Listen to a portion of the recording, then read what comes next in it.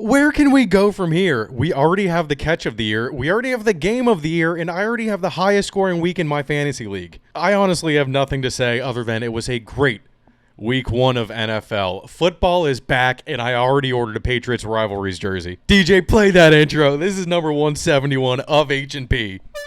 Recorded in central Pennsylvania in front of a live studio audience with your host Ian DiCarlo. This is Hoagies and Pierogis.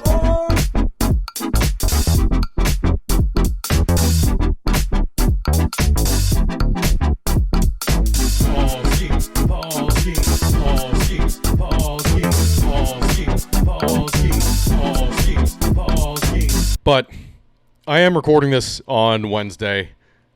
Before we get into it, I did want to say rest in peace to Charlie Kirk. Now, he hasn't officially passed as of the time of this recording, but if you saw the video, and yes, there is a close-up video, there's no coming back from that. I mean, he was hit in the neck, I think in the jugular, and he lost so much blood instantly. I was in the middle of jacking off when I got the text about it. God damn it. The dude makes a living by arguing with people and then posting it online. This is just completely senseless. His arguments were getting under your skin that bad. Just don't listen to it. It's pretty easy not to listen to it. There's too many podcasts out there that you can listen to, like Hoagies and Pierogis. Nothing is going to change from this, and it just flared tensions between parties when there is zero reason to stoke an already uncontrollable flame. If you're gonna shoot someone, pick someone where it will actually change something, like Bob Nutting.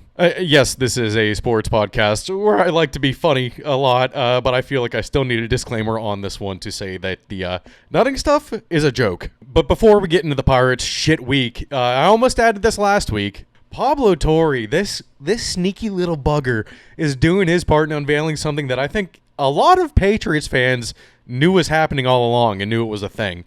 Steve Ballmer has been accused of creating a fake sponsorship to pay Kawhi Leonard more to entice him to come to the Clippers and to get around the salary cap.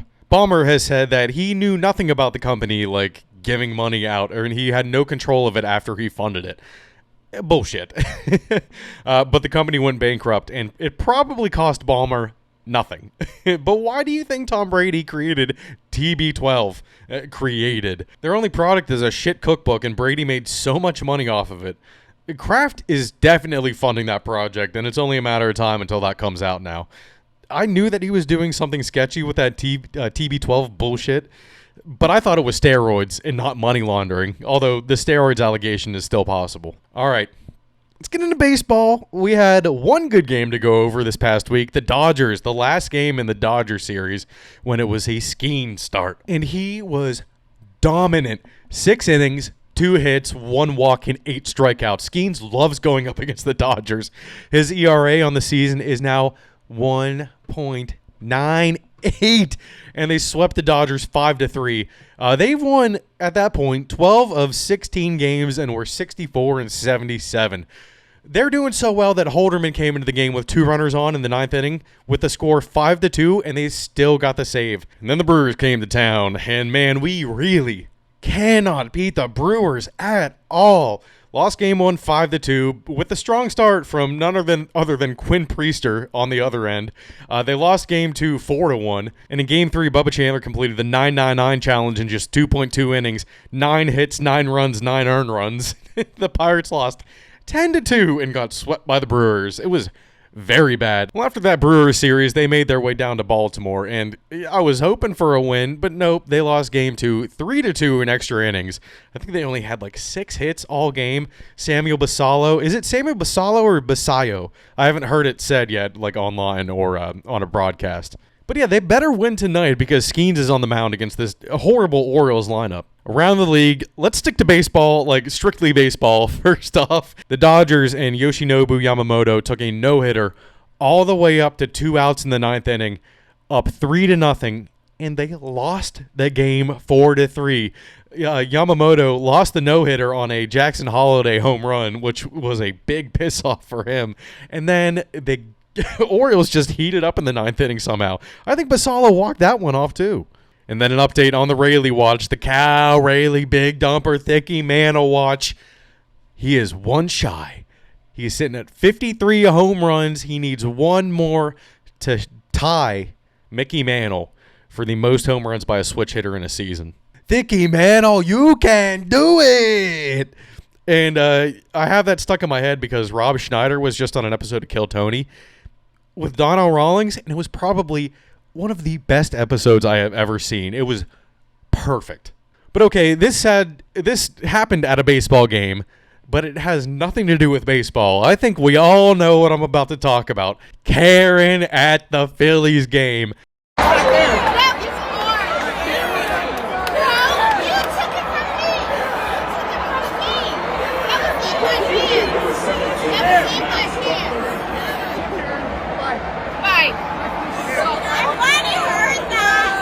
The dad was right to just give it up instead of causing a further scene, and his kid got a gift package from the Marlins and a signed bat from Bader, who he got to meet up with after the game. I'd say that's definitely worth it.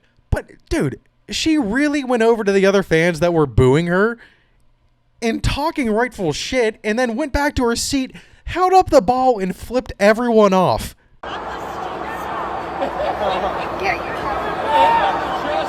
Yeah, you tell it! Woo! Oh!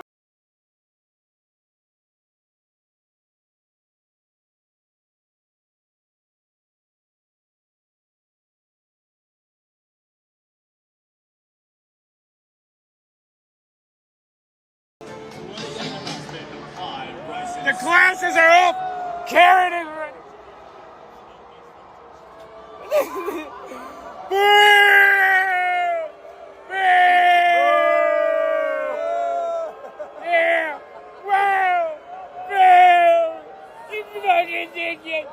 Put your glasses on!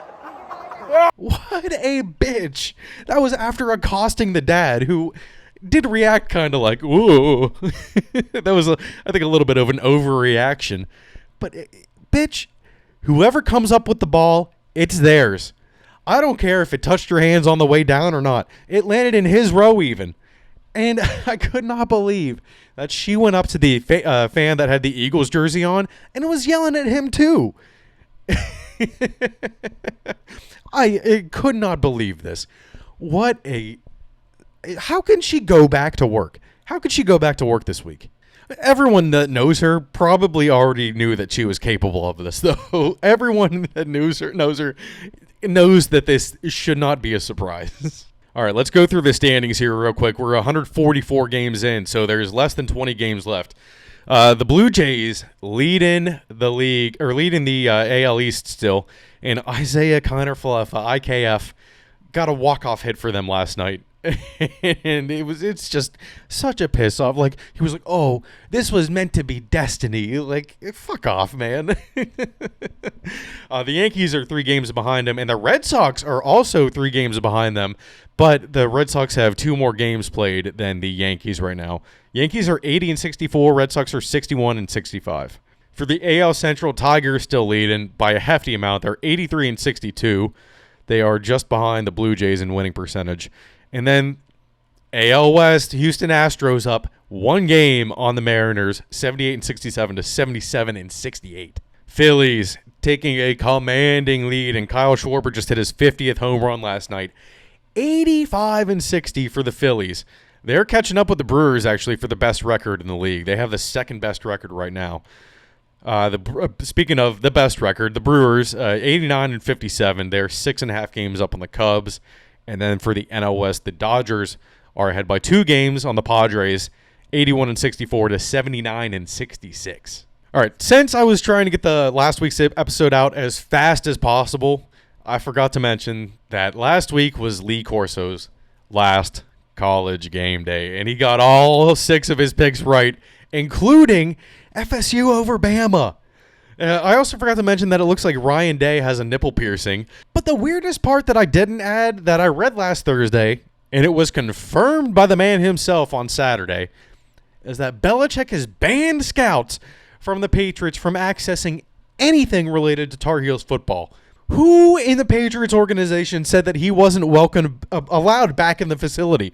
You were fired, Bill, not trespassed. If they did tell you not to visit the facility, maybe it's because you still want to coach for another team. Now your own personal vendetta is quite literally getting in the way of and hurting future prospects. They didn't sign up for this drama, Bill. Read your own goddamn book and keep the luggage behind when you enter that facility. You are there to coach. I also said there weren't any ranked matchups last week, but there was one in number 15 Michigan at number 18 Oklahoma, and we'll get into that in a second here. But first game's up. San Jose State at number 7 Texas, making 3 and out on the first drive. That was hilarious. But oh my God, San Jose State's coach was blowing up on his quarterback on the first drive when they got into field goal range. Oh, that was you shouldn't be yelling at people like that. But I think the thing that I'm more mad about that was on the sidelines was like, man, take all of those things off your goddamn neck when you're sitting on the sideline, not even playing. That had to have been at least 10 pounds of gold on his goddamn neck. Why? And actually, Texas didn't score in their first 2 drives, so that was hilarious. But then Arch finally threw a touchdown pass, and then 3 more for the rest of the first half. San Jose State did still beat the spread, though. The spread was, 36.5. It was 33-7 final score. Texas looking bad. The next game that I was interested in was number 11 Illinois at Duke. Illinois was only a minus 2.5 point favorite. They ended up blowing them out 45-19. But that was such an easy. I took an alternate spread minus 9.5 on Illinois. Too easy. Another team that looked bad here was Clemson against Troy, and Troy was actually up 16-3 at halftime. It would have been very, very bad for my picks of Clemson getting into the playoffs. And I already cashed out my Cade Klubnik Heisman Trophy winner. If he's doing this against Troy, it's not looking good for him. I should have put it on Sellers. And speaking of, South Carolina won 38-10 against South Carolina State, doing what they should do. But I think this game was probably the most exciting of the weekend, honestly. Baylor at number 17 SMU. This one went into overtime, and the final score was 48-45. SMU missed the field goal in double overtime. And that might have been the most exciting game of the weekend, but this one had so many implications. USF upset Florida coming off their upset win against Boise State, plus 17.5 underdogs against Florida. Florida is always ranked so high in the start of the season for no reason. I hear no hype about them every single year, and they are constantly ranked in the teens. And then they fall out, and then they come back in by the end of the year. It's a constant cycle. Final score of that one was 18-16 USF on a last-second field goal. After we had our second spitter of the week. We'll get into that one for sure. And then Oklahoma came out firing. They beat Michigan 24-13, and Michigan scored 13 in the third quarter to make it a little bit interesting. But you could see Oklahoma was looking good. And John Mateer, damn, 21 for 34, 270 yards, 1 touchdown against this Michigan defense. There were 4 70 burgers this week, and actually one of them was surprising, but it was Ohio State, Florida State. Alabama dropped 73 points somehow. And Tennessee put up 72. Florida State riding that high after the upset against Alabama. Oh, man. But all right, rankings here. New week, new rankings. Oregon flipped spots with Georgia for number 4 and number 6. So Oregon is number 4 now, and Georgia is number 6. Clemson struggled against Troy, like I said, and moved down 4 to number 12. FSU moved up to number 10 after dropping 77, like I said. And then Tennessee was the biggest mover this week, going from 22 to 15 after also dropping 70. The funniest change, USF moved up to number 18, and they're now ranked higher than Alabama. Alabama moved up the least amount after dropping 70 this week after all of the other 70-point teams. And the biggest drop was Michigan. They moved down to 23. But what do we have for week 3? I know there's some good ones in here. Penn State's going up against Villanova. Boo. Clemson at Georgia Tech. Clemson might be on upset watch there. Okay. Clemson's only a 3.5 point favorite. Oh my God. Wisconsin at Alabama. That's a weird matchup. We got number 6 Georgia going to number 15 Tennessee. I am very interested in that game. We'll see if Tennessee is for real or not there. And then the big one, this one, all eyes are going to be on this, and it's on the CW network, the home of the ACC. South Florida, number 18 South Florida going up against number 5 Miami at Miami. I think this will be a great game, and can they make it? 3 ranked opponents in a row to start the season, USF. Oh, I don't know the last time that was done, but I'm pretty sure that's rare, and especially starting out from someone that was unranked to begin the season. We got a couple good night games here. Texas A&M is going to be at Notre Dame. We'll see if Notre Dame is for real. And then Vanderbilt is going down to South Carolina, and whenever Vanderbilt goes up against a ranked opponent, you got to be on upset watch. It's going to be a really good week this week. Oh, man. It probably won't be any 70 burgers this week after having 4 last week. All right. NFL. Oh. So this is the game I was trying to get the podcast out before last week. Cowboys and Eagles on Thursday night.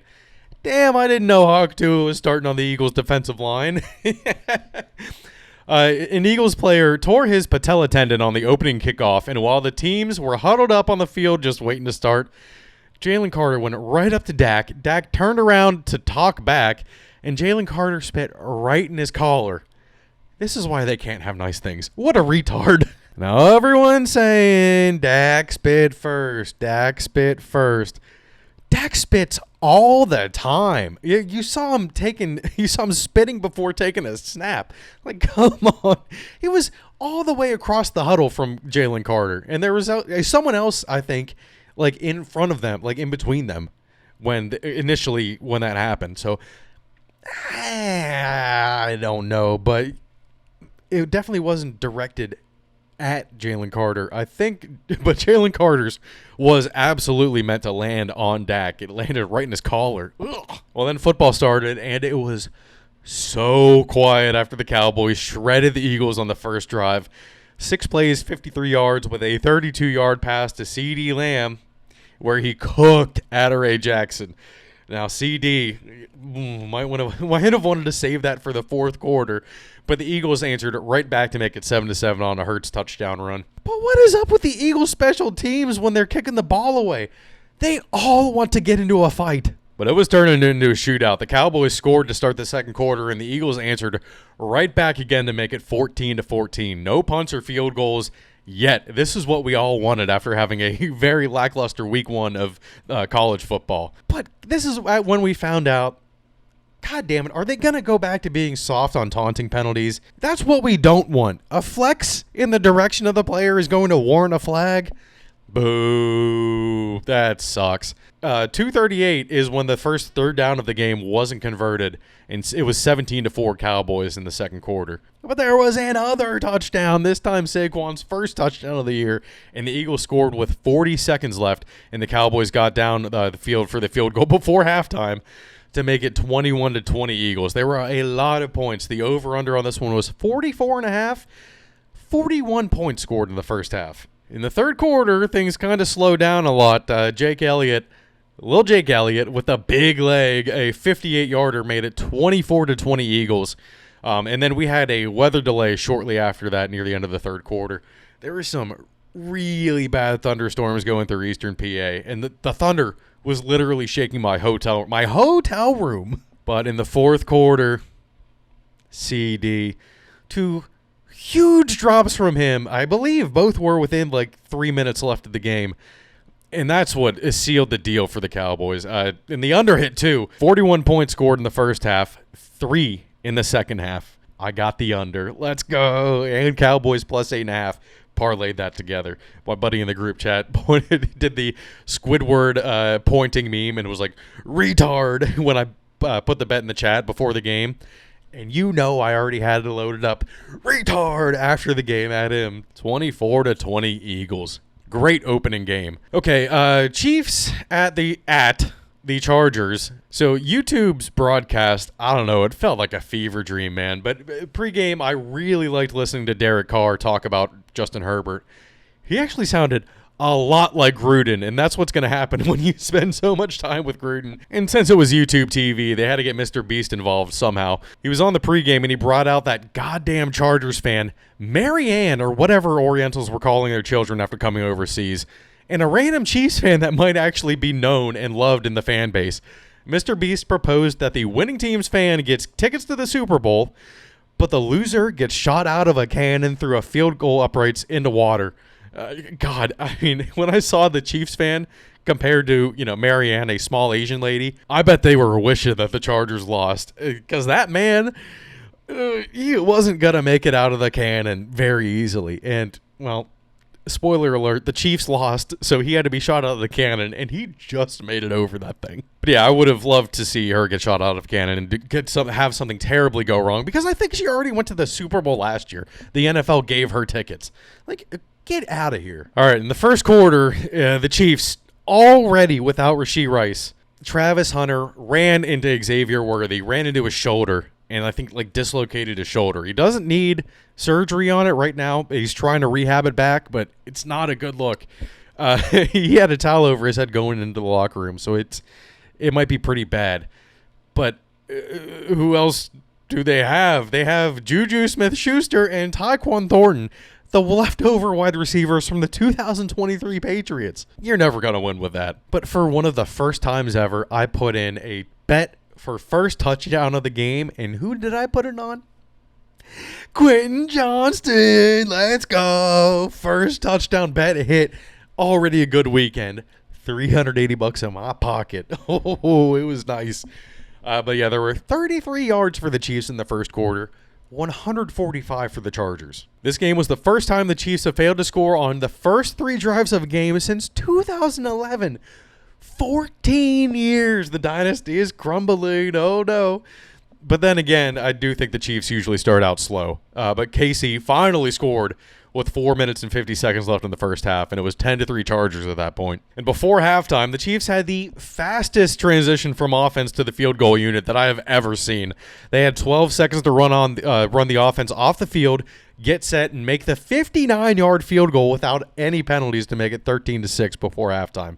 The refs wouldn't have set the ball that fast for anyone but the Chiefs, though. On the next Chiefs drives, Kelsey got a swift punch to the face before Mahomes ran it in for the touchdown, but Butker missed the extra point, and it was 13-12 Chargers. And I was a little bit worried. Mahomes was willing to take on a lot of contact in this game, and too early in the season for him. He can't be doing that. But then it was 20-12 Chargers, 20-18, 27-18, and 27-21 Chargers final, and it went over by 0.5 points. Fuck. Justin Herbert had a great game, going 25 for 34 with 304 yards and 3 touchdowns. Chargers, are you for real this year? Huh?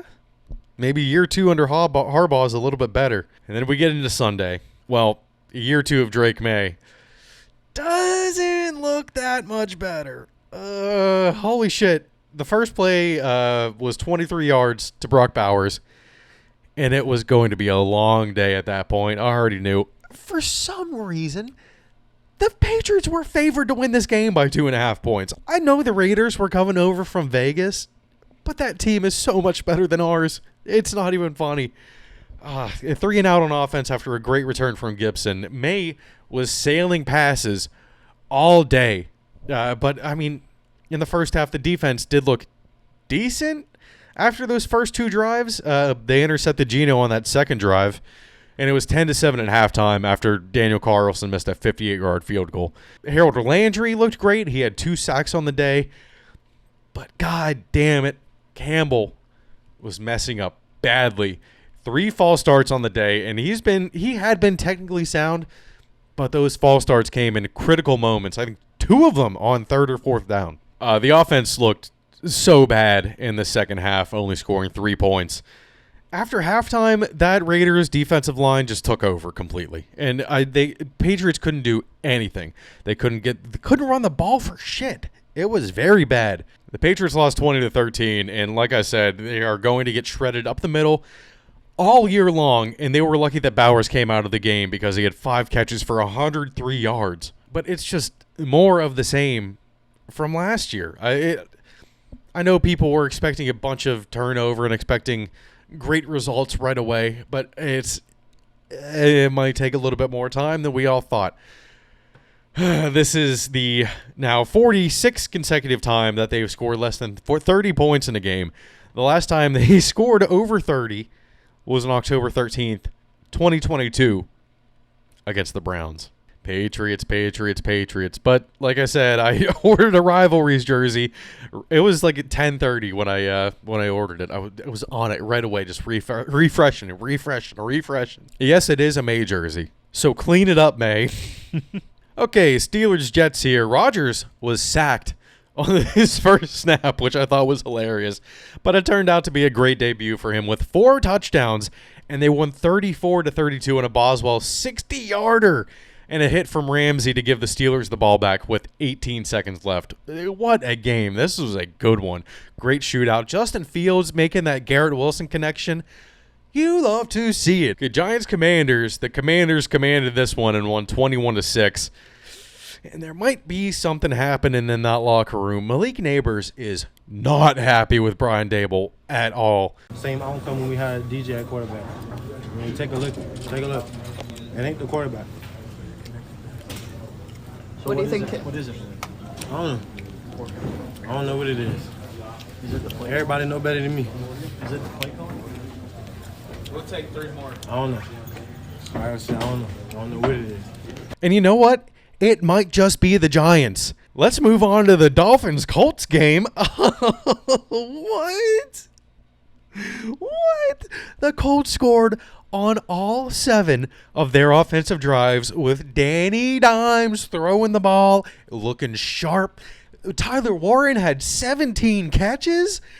Oh, my God. They are the first team to score on all of their offensive drives since 1978. Now, when you hear that, it sounds like they scored at least 50, but they only won 33-8. This Dolphins team is so bad, but especially Tua on the offensive line. Do we think Tua's actually cooked and can't process information at game speed? Because that's kind of what it looks like. A lot of fans are screaming to fire McDaniels right now. They want him gone. Okay, Bengals at the Browns. Before the game, Quinshon Judkins finally signed his draft deal and was cleared to practice for the Browns, but they're getting in a temporary roster exemption since he missed all of training camp, and now with that can miss up to the first 2 games without taking up an extra roster spot. But it does sound like he's about to play in week 2. But Dylan Sampson looked pretty damn good without him. The highlight of this game, which was a very boring game, was that a green dodo was thrown on the field, and the ref just picked it up and threw it off the field without stopping play or making a big deal out of it. Take note, WNBA.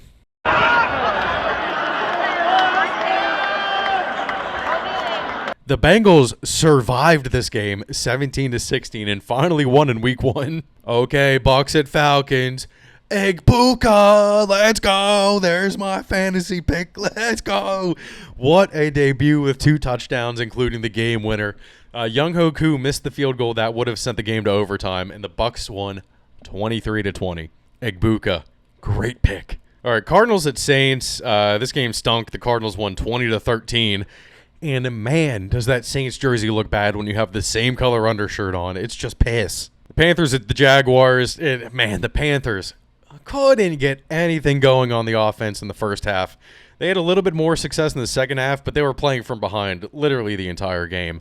Jaguars won this one 26-10. I think a lot of people were expecting a lot more from the Panthers after seeing some growth from I always forget their goddamn quarterback's name, Bryce Young. I don't know. I mean, he's going up against the Jaguars. If we're not good against the Jaguars, then who are you going to be good against, Bryce Young? Oh, and hey, Trevor Lawrence. Throw the damn ball to Brian Thomas Jr. more. Come on. He had 2 catches, I think, maybe 4 targets, 1 rushing touchdown that saved his day in fantasy. I mean, he only had 9 points anyway, but without that rushing touchdown, he would have had 3. Travis Hunter's going to be playing more on defense next week, though, so that should give him more targets. All right, afternoon games. Titans at Broncos. I was invested in this one because of the Broncos defense. And they were doing their job, but there were 2 turnovers from the Broncos halfway through the second quarter. Maybe the Titans' defense is a lot better than we thought. I don't know. They were looking pretty good. But the Broncos' defense sacked Cam Ward 6 times and picked up 2 fumbles. But that Broncos' offense was like basically how I expected them to look last year. Cam Ward, and I know that they were still in the game, but the defense was keeping them more in the game than Ward was. He was 12 for 28 with 112 yards passing and a fumble. That's not good. I don't know. Going up against the best defense in the league, though, it was pretty decent to come out of there with a 20-12 loss, honestly. 49ers Seahawks. The Seahawks let the 49ers back into this one, honestly. And Sam Darnold fumbled with 36 seconds left to seal the win for the 49ers, 17-13. But there are a lot of 49ers banged up. And Mac Jones is going to be starting next week for the 49ers. Brock Purdy, the guy they just paid, is dealing with a shoulder and a toe injury. And he could be out like multiple weeks. The Texans at the Rams. I was right. This game was a snooze fest. And the Rams won 13-9. All right, big Sunday afternoon game. Lions at the Packers. The Packers were looking very efficient early on, and the Lions looked like they were picking up right where they left off last year. The defense was getting shredded in the first half. The only difference from last year, the offense couldn't move the ball consistently at all. They were constantly getting hammered right at the line of scrimmage and were often stopped there. I don't think either running back had a longer run than 10 yards. I think Gibbs had like 15 yards rushing. The second half defense from the Lions was much better, but a penalty erased the pick 6 from Brian Branch, which would have put them in the game. But I really think the Green Bay defense is for real now with Parsons, who did get his first Packers sack in the fourth quarter. But big one, and it was a garbage time touchdown, but it was probably one of the best touchdown catches I have ever seen, and possibly the best one since OBJ. Tesla with the catch of the year in the end zone. How did he get that other heel down? That was so impressive. The Packers won 27-13 and were the only team this week with no penalties. Watch out for the Packers. Okay, Sunday Night Football. Oh my God. Oh my God. Oh my God. Oh my God. The Bills couldn't stop the run at all, and the offense wasn't doing much of anything.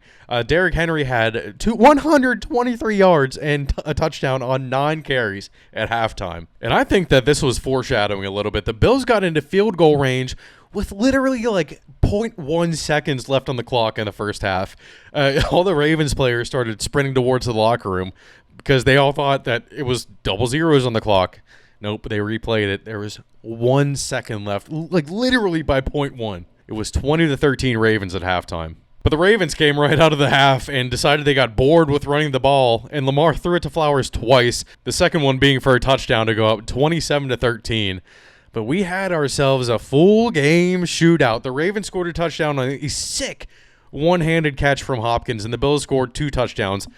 But the Bills couldn't get the 2-point conversion on the Cook or Allen rushing TDs, and it was 34-25 Ravens. And then a side note, the Bills fan that pushed Hopkins' helmet after he scored that touchdown and was then pushed by Lamar was banned for life from all NFL stadiums. Just don't touch him. But on the next drive, right when you think the Bills are starting to get back into it, the Bills could not stop Derrick Henry at all.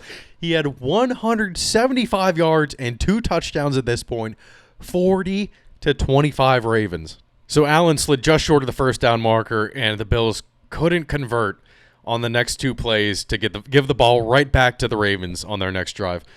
Luckily, they got them to go 3 and out and get the ball right back. So on that drive, after they forced the 3 and out, I wrote down here, the skill position core fucking sucks for the Bills. And I even think James Cook is kind of mid, to be honest with you. It's all Josh Allen. Maybe Keon Coleman can be good in his second season after getting that tip drill touchdown that made it 40-32, but I don't know. Relying on Khalil Shakir, Keon Coleman, there's a couple of other no-names that are on the team. But then, oh my God, on the next drive, Derrick Henry fumbled with 3:06 left, and the Bills get the ball right back at the Ravens 30.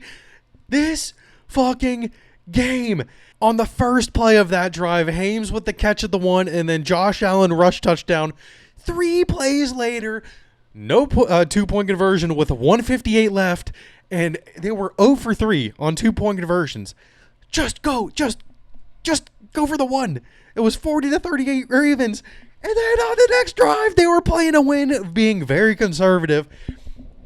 3 and out Ravens, and they were punting on 4th and 3 from their own 38. Bills got the ball at their own 20 with 1:22 left, and that was way too much time. The Bills were well within field goal range on this drive, and Keon Coleman almost broke away for the touchdown, but the defender put out one hand, just one hand got him and saved the touchdown. But it didn't matter. Holy fucking shit. The Bills won 41-40. Oh my God. Best game of the year. Not much can live up to that. How? How do you live up to that? Josh Allen had 251 yards passing, 3 total touchdowns, and 18 rushing yards tacked on in the fourth quarter. Teams were 3 and 2,315 entering Sunday when down by 15 points with 4 minutes or less left, and the Bills made it 4 and 2,316. I want to say that's the best game I ever watched. That was just so good. That I could not believe the Ravens were fucking up that bad. 40-25 with like 3 minutes and 38 seconds left. What? And then we still had Monday Night Football left. It was the Vikings at the Bears. This was just extra. It was the cherry on top. Caleb Williams was trying so hard to prove he's not gay by walking in wearing a Brian Urlacher jersey. But after seeing that Lions game, I really do believe that Caleb Williams is going to have a good year after watching that horrible shit. It really was Ben Johnson with the Lions. And I love hating Caleb Williams. But I love being right more than I love hating Caleb Williams. He looked pretty good until the fourth quarter hit. The Vikings scored 21 points in the fourth to spoil it for Williams and the Bears, and the Vikings won 27-24. And especially in that first half, Caleb Williams was looking great. He was making the right decisions, getting out of the pocket when he needed to, and not doing anything extra. He wasn't holding on to the ball for such a long time, which is what I think Cam Ward's problem is, which is why he was sacked 6 times. What a week one. And 1 week of fantasy down, 1 week of being the highest scorer thanks to Josh Allen with his 42.7 points and Igbuka's clutch touchdown. I believe he had 23.6 points. I had 136.2 points heading into Monday Night Football, but DJ Moore and Loveland kind of stunk it up and only got me 11.8 points combined. Luckily, even without them, I didn't need it, but it was nice. It was nice to almost hit 150. I scored 148 on the week. Oh, and it has been confirmed that Charlie Kirk has passed away. Rip. There's no reason.